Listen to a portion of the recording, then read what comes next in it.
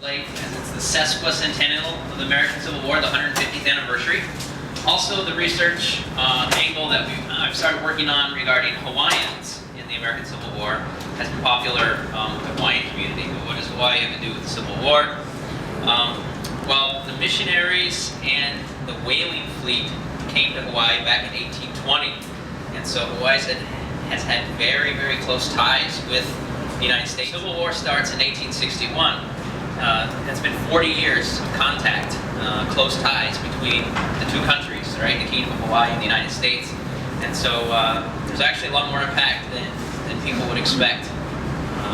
There's diplomatic and economic ramifications. The whaling fleet is destroyed during the war, and the sugar industry is stimulated by the war.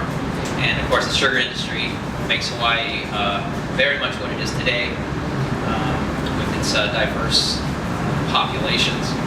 We know of 114 of them that were born here in Hawaii that went to serve in the armies and navies of the Union and the Confederacy. Interestingly, the King of Hawaii favors the Confederacy, as monarchs around the world did during the Civil War for geopolitical reasons. But the people, the Americans living in Hawaii, American descendants living in Hawaii, and also much of the local population who had been educated in the missionary schools, they favor the Union because of the New England, right? The whaling fleets and the missionaries came here from New England, and so there's strong abolitionist ties and New England ties in those populations. So most of the people from Hawaii who serve in the Civil War serve in the Union Navy because of the Union ties and because Hawaiians are sailors before the war starts.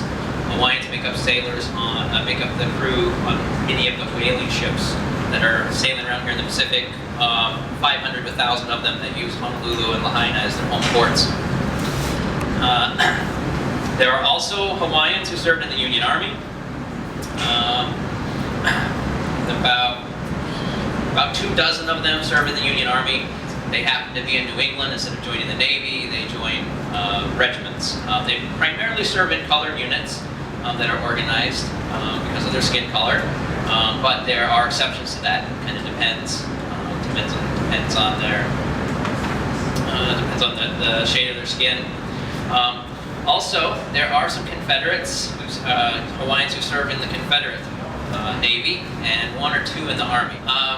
There's an article out, journal article out about this, if you're interested in learning more.